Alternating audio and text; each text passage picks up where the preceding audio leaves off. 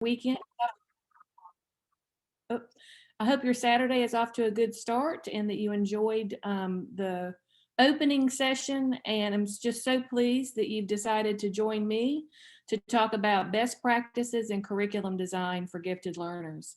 I'm Kristen Stephens, and I'm an associate professor of the practice in the program in education at Duke University, where I direct our AIG add-on licensure program, as well as work very closely with undergraduate students who are seeking licensure in elementary education and secondary education. And also we have an MAT program for those working on a Master of Arts in Teaching. Not very many people realize that Duke does have a teacher preparation program. We do.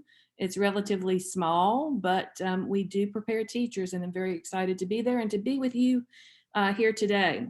So what we're going to do, we have 40 minutes, and so that's going to go by really fast. So in thinking about what I wanted to talk to you about today, I thought that I wanted to give you sort of some little kernels of lots of different things, but then maybe focus and go a bit more in depth on maybe one thing, because I think that's all that time will allow. So what I've done as I thought about what I think are the 10 most important things to consider as you make modifications or design curriculum and instruction for gifted learners, or for any learner that needs to be challenged beyond what the expectations are for their particular grade level. So this is the list that I've compiled in no particular order, but we're going to go through each of these items and spend just a few minutes on each. And then when we get down to number 10, I'm going to spend a bit more time there. So hopefully we'll kind of move at a clip, but no, I'm just going to give you little kernels of information on some things with maybe a tool or a tip around it, and then move on to the next thing and then drill a little deeper as we get near the conclusion of the list.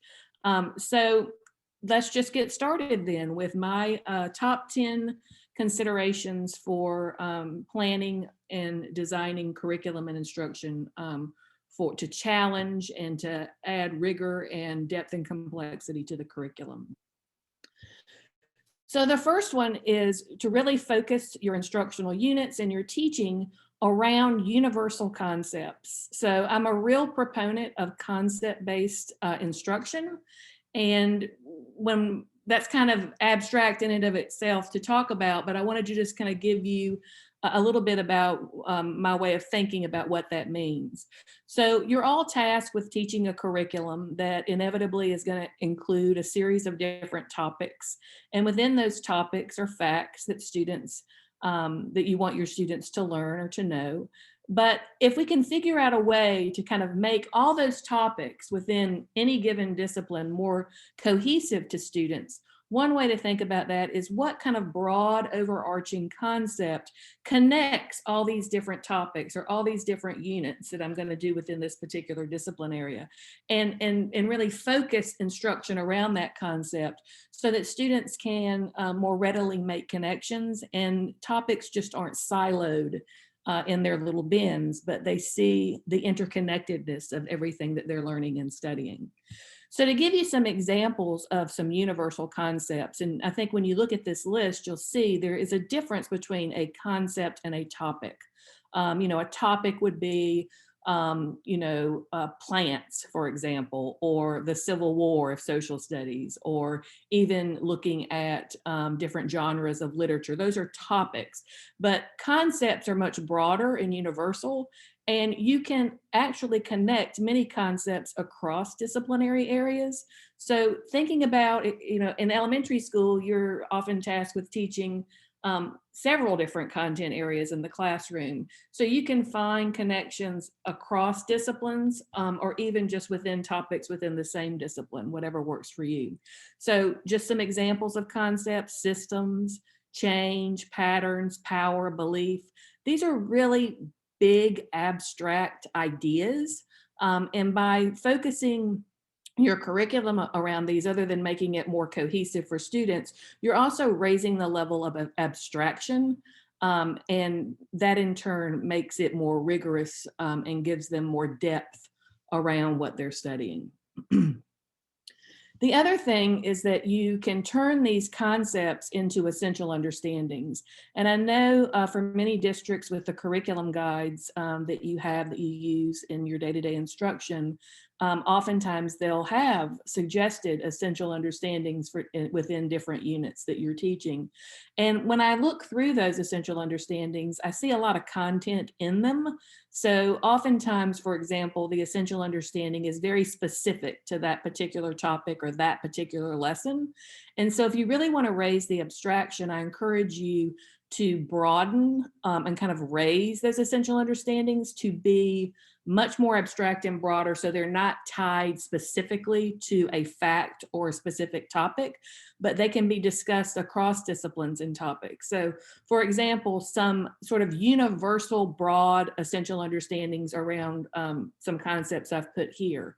So systems require interdependence. That's an essential understanding. So if you think about science, for example, what are some topics in science where you see that systems require interdependence? Like just looking at the ecosystem, for example, would be one. And then you can also look at social studies. Like for example, the different branches of government, systems require interdependence. So you see how that essential understanding, that broad essential understanding, is much more usable and it's not linked to specific content, but you can reuse it time and time again. So it's efficient, but it also helps students see interdisciplinary connections around the concepts that they're exploring. And as I said before, it just raises the abstraction, and students really have to think about examples of that in their life and in their world. So moving on to my second item for how you can modify the curriculum to better add rigor and complexity to the curriculum, is to be very intentional about planning better questions. And I mean, I think that we know that questions are important in the classroom, but I don't think we spend enough time really intentionally planning our questions. We tend to ask them kind of on the fly. And when we do that, we tend to ask more teacherly questions rather than deep questions that are very provocative and really make students pause. And the questions that students want to think about and want to answer, that there's maybe not one right answer that just, they can rattle off, but they really got to pause and think and put information together and go back to prior knowledge to kind of to tease out an answer.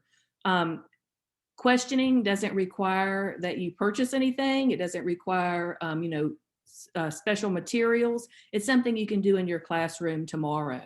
Of course, we're all familiar with Bloom's taxonomy and how that can be used in thinking about the types of questions that you ask to ensure that you're tapping into those higher level thinking skills. But I wanted to introduce you to another model that can be used that's a little bit simpler, I think, than Bloom's taxonomy. And the teachers that I've worked with have really gravitated to this model because it's just easier to kind of think through the different types of questions that you might ask in the classroom when you have 3 different levels rather than the multiple levels that the Bloom's model has. So in Costa's levels of inquiry, there are 3 levels. So if you think about level 1 questions, which would be the lower level questions from Bloom's taxonomy, those are the answers that can be found in the text. So when you're asking a question that if the student has done the reading, the answer is right there in the text, okay? It's usually asking for a specific fact where there's one right answer. It's not really debatable. So those are level 1 questions. Those are the teacherly questions that we tend to ask, and they're not bad. I mean, I think there's times when we need to ask level 1 questions when we're checking for comprehension and things of that nature. So it's not just throw out level 1 questions. I'm just saying that I think we need to be more attentive to making sure that we're asking a sufficient number of level 2 and level 3 questions, throw those in the mix as well.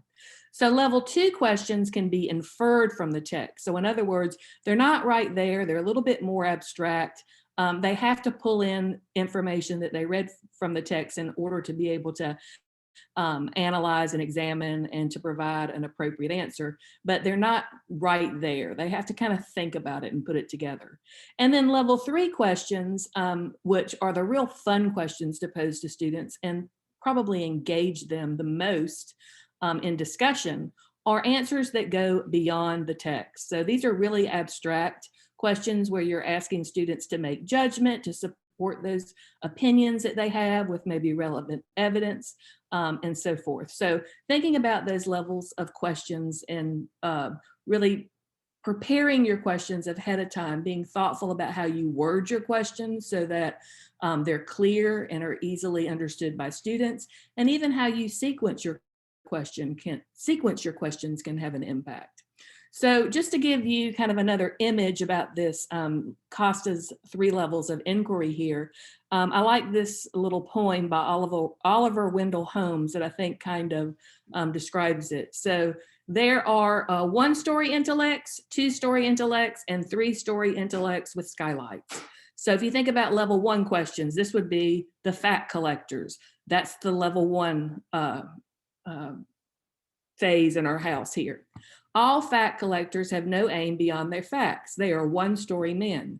Then if you move up to the 2nd story, that's where we're asking students to compare, to reason, to generalize, but they have to use the labors of the fact collectors in order to be able to do that. So they're complementary to one another. And then finally, the 3rd story, that's where we idealize, we imagine, we predict, sort of the illumination, the light comes from above. And so that would be our level 3 questions.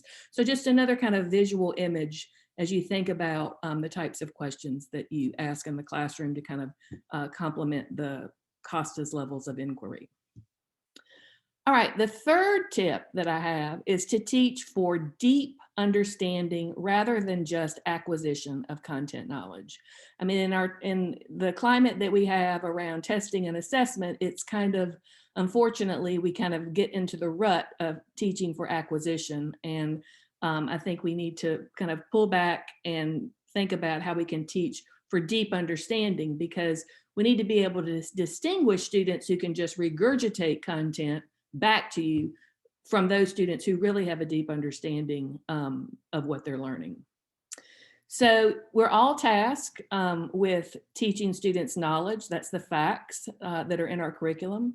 We're also tasked with teaching certain skills. Those are also a part of our curriculum in terms of the different things that students should be able to do as they engage in learning experiences. But there's this 3rd part, which is the understanding, and it goes back to that essential understanding or the big ideas. What generalizations do you want students to take away? So if we focus on really planning our instruction, I mean, we've got to address the knowledge, we've got to address the skills, but if we focus on really building student understanding, I think that you're going to get a bigger bang for your buck, and students will be able to get the depth and a challenge that they need as a result of that. So one tool for thinking about how you can ensure that you're really teaching to understanding is the 6 facets of understanding, which is proposed by Wiggins and Mattei, the Understanding by Design folks, if you're familiar with that curriculum model. So here are the 6 facets: explanation, application, interpretation, empathy, self-knowledge, and perspective. So if we drill down a little bit, I just want to point out that these 6 facets of understanding are the means for assuring teachers that their students truly understand what they have been teaching.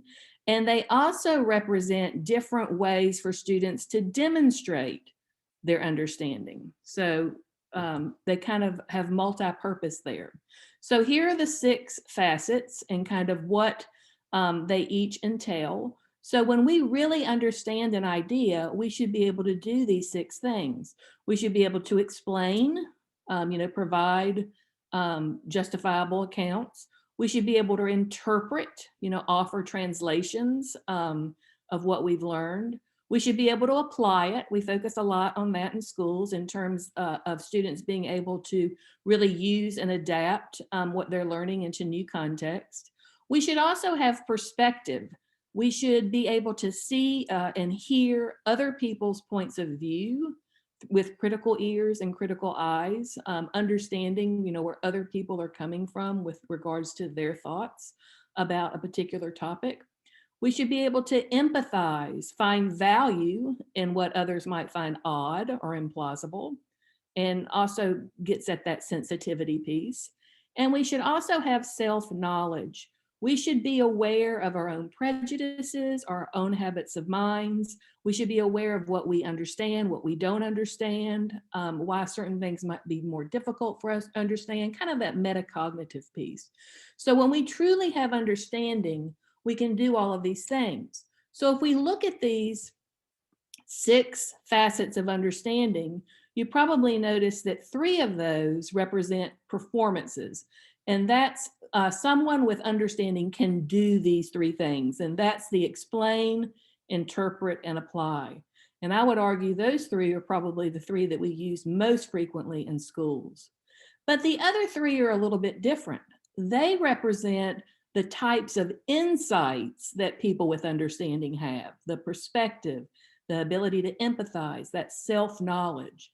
So in thinking about these 6 facets, I think that in your classroom, you probably already do a lot with explain, interpret, and apply. So I'm asking you to think about those other 3 facets and how those might be incorporated in the insightful piece, kind of getting into that social emotional realm of learning, because there's such an interconnectedness there. So one way it might play out in your planning and in the classroom is just to do a simple kind of graphic organizer that might look like this. Let's say you're getting ready to do a unit on electrical circuits. Put that topic right there in the middle, and then think through about what you would want students to do relative to each of those different facets of understanding. So for explanation, of course, you might ask students to explain how a battery causes a light bulb to glow. That would be providing an explanation.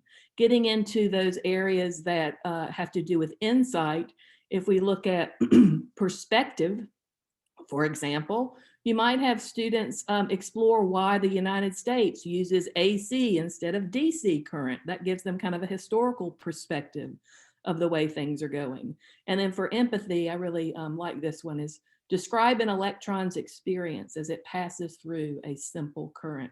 So if you really want to target understanding, these facets of understanding help ensure that you're kind of getting a 360-degree look around understanding, that you're not just focusing on what students with understanding should be able to do, but you're also really delving into some of the ways that the plan that you want students to have insight about these things that you're studying as pertinent to their understanding.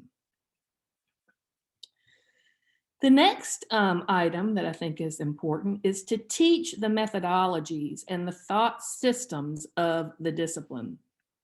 And this goes back to Jerome Bruner, kind of the structure of the discipline. It's not so much that we teach the content of a discipline, but we also want students to understand what professionals within that discipline do. What are the different methods that they use to solve problems? What are the dispositions that people in this discipline have to have? And so the basics of Bruner is to first really think about the content area that you're teaching. How is that content area structured and organized? From topic to topic, where's the interconnectedness happening amongst all of this content within this particular field? And I think it's a good practice for you to kind of map that out first so that you see how you envision that particular discipline or content area. And then if students can do that as they study different units, the interconnectedness between one topic to the next within the field, it helps them kind of zoom out and see the big picture rather than, as I said before, everything kind of being compartmentalized or siloed. And every discipline has its own methodologies, its own thought systems that experts in those fields use to solve problems. Introducing students to those, they don't have to be mysterious. can help, deepen the curriculum and help them really see how inquiries or how the questions within those fields are being resolved or tackled today. So this is just an example of like a mind map that you might do. This one happens to be for chemistry, but you can even do a more focused one. Like you, for example, could just take states of matter, which is a part of what we do in chemistry, and figure out, what does that all encompass and how is it connected, not just to other topics that we may study in chemistry, but maybe even to other disciplines within science or beyond. So just to kind of synthesize what I'm talking about teaching the methodologies, is that all subject areas have these structures that they operate within, and understanding what that structure looks like and what's connected to what. And that all subjects differ in terms of the types of inquiries that experts within the field use to carry out their work. Scientists, mathematicians, historians, they all go about posing and answering questions and building understandings in different ways and helping students kind of understand what some of those methods are. Really understanding the organization of a subject area will also help them comprehend the subject more readily and make it more transferable when they study other topics within that same realm. And then finally, understanding the dispositions, the values, the commitments, and the attitudes of those people working in that particular content area. These are things that are so critical to understanding different disciplines, but we tend to not focus on them. We focus strictly on the content and maybe some of the process skills that are in there, but really understanding the professionals and how they work and operate. Because after all, we are trying to help students be more metacognitive with determining what their strengths and weaknesses are relative to these different fields. The next one I won't spend a whole lot of time on, but I think we also need to teach structured methods for solving problems. There's many different problem solving models that are out there. And so teaching students the different steps in these problem solving models, or picking one and just teaching that step and then helping facilitate student work that they actually work through each of those steps with intentionality, rather than just being given a problem and then jumping in 5 minutes to a solution, but being kind of slowing them down to be more methodical and thoughtful about each step, so that when they do come up with an idea, it's the very best idea and it's been carefully contemplated. So of course, the creative problem solving process has steps, for example, mess finding, data finding, problem finding. Teaching those steps is critical. I mean, spending time around what each of those steps is and what students should be doing and focusing on, giving them graphic organizer tools to sort of help organize their thought processes through each of these steps is important. So we've got, creative problem solving, we've got problem-based learning, and there's many other different models with regards to critical and creative thinking that we need to be intentional about teaching students. We shouldn't just assume that they know how to do these things, but making it a point to teach the specifics of each of these. The next piece is to differentiate. I mean, we hear differentiation all the time, so much so that I think we become numb to it. But we do need to differentiate the content that we teach, the processes that we use to engage students or that we're asking students to engage in, and the products. And we need to differentiate these things by readiness level.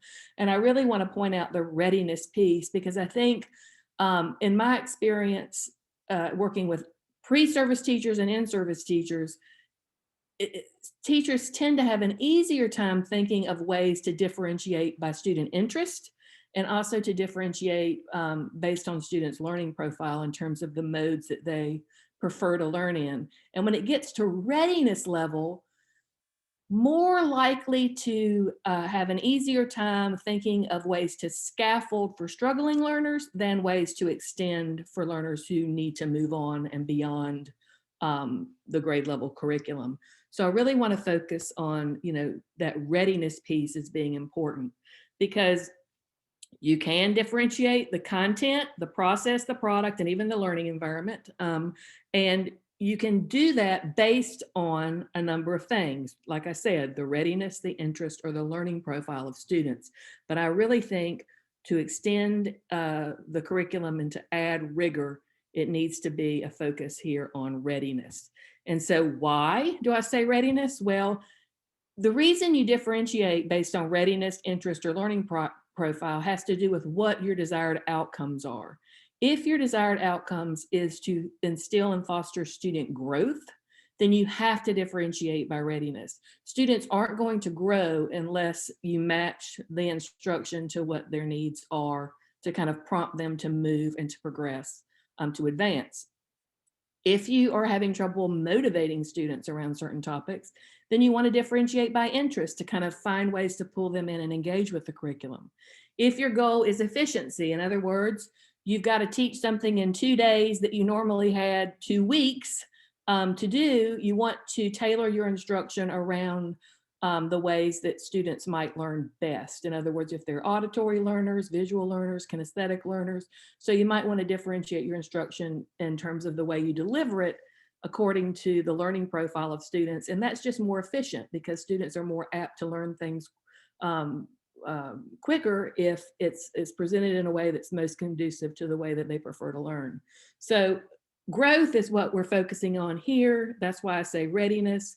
And of course, with differentiation, assessment is key, really keeping track of where students are and making sure that you're adjusting instruction along the way. And it's very flexible in terms of if you're doing groupings and things of that nature.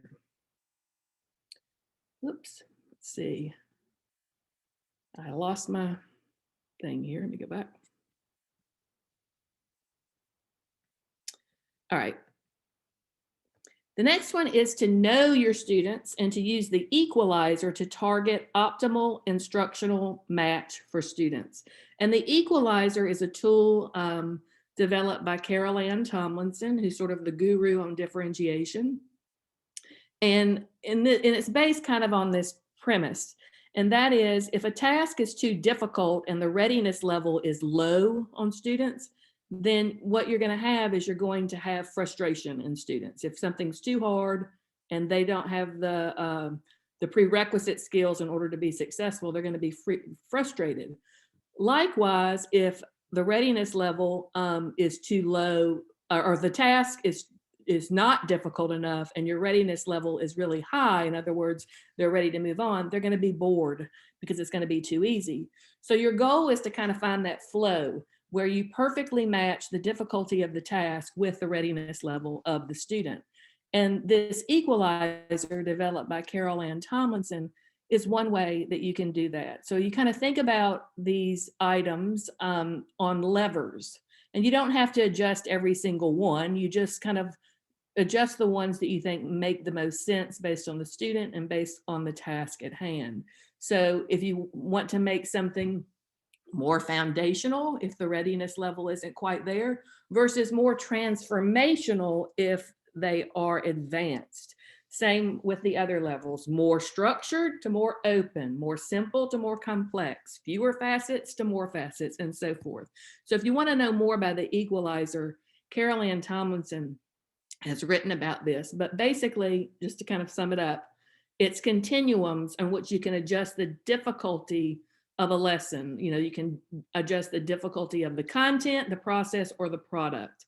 And it's the reason I like this equalizer is because it's kind of easy to get stuck in a rut where you're always making the same kind of changes. For example, with my pre-service teachers, when I ask them to provide ideas for how they're going to extend the lesson that they've planned for advanced learners, I would say 9 times out of 10, what I get is a higher lexile. I'll assign a higher lexile reading, right? So they're focusing on the content, right? And how they're going to adjust the complexity of that content. So what the equalizer does is helps force you out of that rut. So you aren't always going to the same old thing that you always go to when you think about extending, but it gets you thinking differently about the different aspects that you can differentiate. So to give you an example, this is taking the lever small leap to great leap. So for example, a small leap for some students might be that they make a connection between what they studied in science today and what they studied in science last week. A greater leap, something that some students might be ready for, is to challenge them to make connections between the subject like science that they're studying today and maybe a seemingly unrelated subject. Like, what are the connections you can make between what we're talking about in science today and art? All right. So that goes from a small leap to a great leap. So that's just one example of how you can kind of think about this in terms of a continuum. The next is to incorporate outlets for action in the classroom. I like this term, outlets for action, because students are concerned about lots of things going on in our world today. And if we can help facilitate or provide them with outlets to make them feel like they can make a difference, I think it can be helpful for them social emotionally.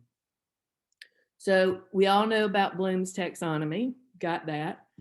Maybe not as familiar with the bank's multicultural infusion model, which has 4 kind of levels of thinking about multicultural infusion, from contributions to the additive approach, which would be kind of low-level ways that we incorporate multiculturalism in the curriculum, to moving to more a transformative, where we're not just looking at, events, heroes, holidays, that sort of thing, but we're really looking at the significance of the events, issues, and problems and themes from the perspective of different groups.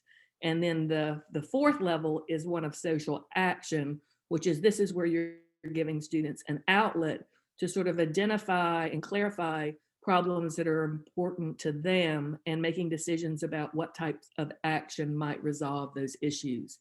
So Donna Ford has created this model that combines both Bloom's taxonomy, so you'll see across the top axis, remembering to creating, to the vertical axis is the Banks model. And you can see that when you've got low-level Bloom's, low-level Banks model, that would be quadrant 1. And then when you've got high-level Bloom's, high-level Banks, those would be things in quadrant 4.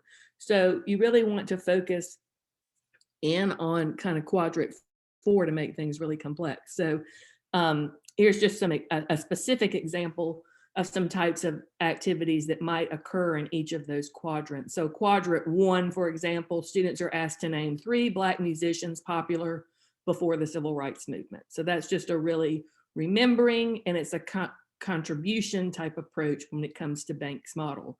In contrast, if we wanted to look at creating, which is the highest level of Bloom's, and social action, which is the highest level of Banks, I would put it in quadrant 4.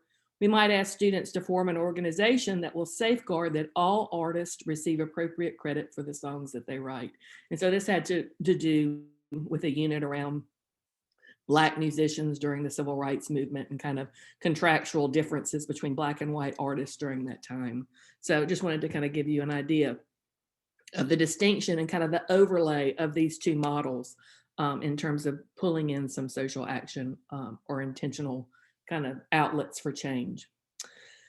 All right, the next is to shift your role to coach or facilitator and encourage metacognition. So rather than being a sage on the stage, you're going to think of yourself as a coach, where you're asking students about their thinking. You're probing students rather than giving them the answers.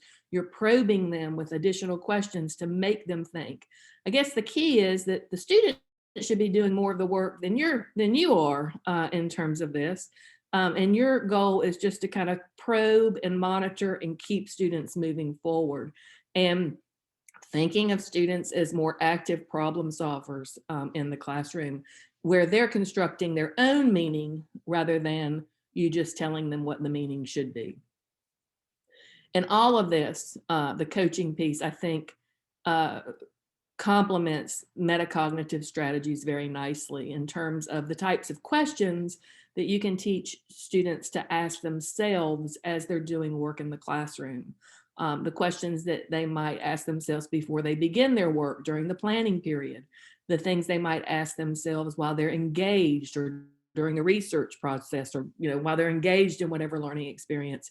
And then also providing time for them to reflect after they've completed projects or assignments, to reflect on what they learned, what they need to improve on, what they could have done differently, those sorts of things. And then finally, with 5 minutes left, we have add depth and complexity to the content that you teach. And so I just want to explain what I'm talking about depth and complexity.